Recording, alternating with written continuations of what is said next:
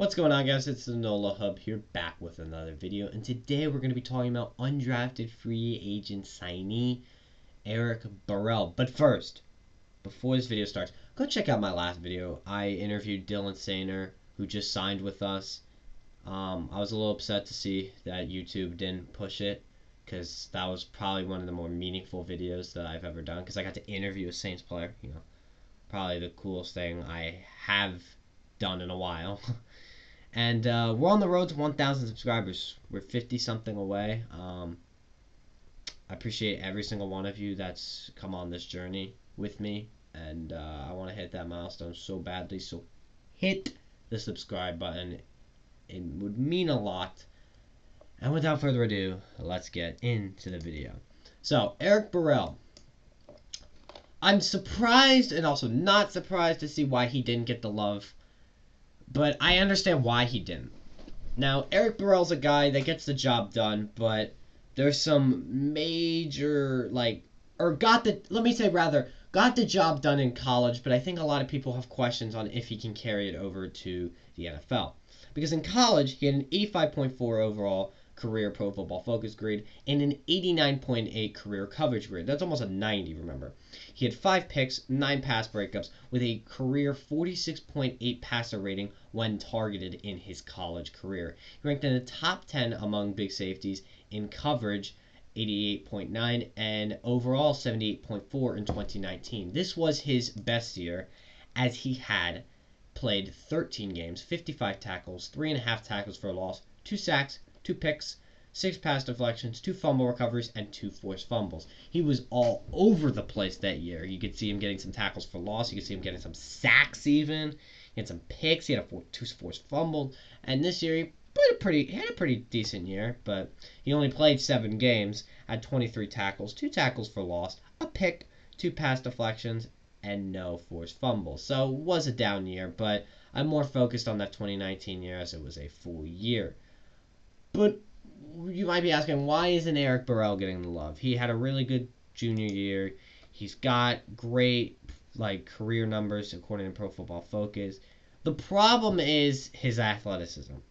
I feel as if some scouts think what he got away with in college, he won't be able to in the NFL because he's not the greatest athlete in the world.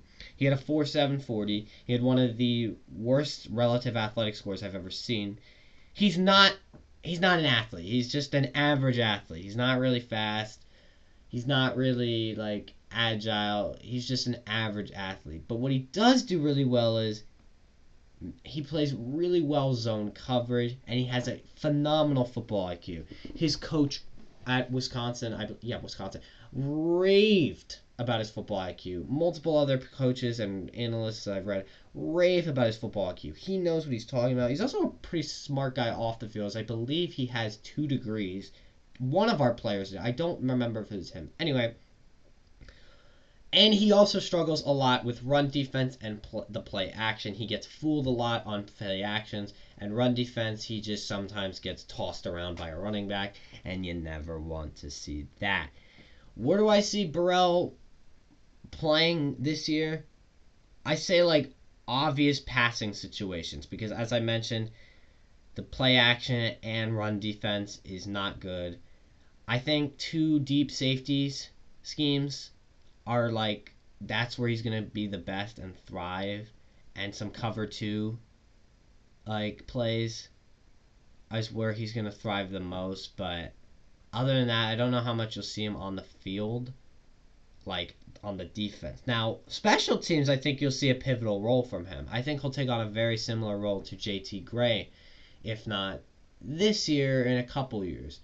JT Gray is listed currently as our safety 2, but he doesn't really play safety for us. He plays more special teams. So maybe when it comes around, Burrell will be moved up to that. But even if Malcolm Jenkins never comes off the field and Marcus Williams is in a contract year, he's going to want to play.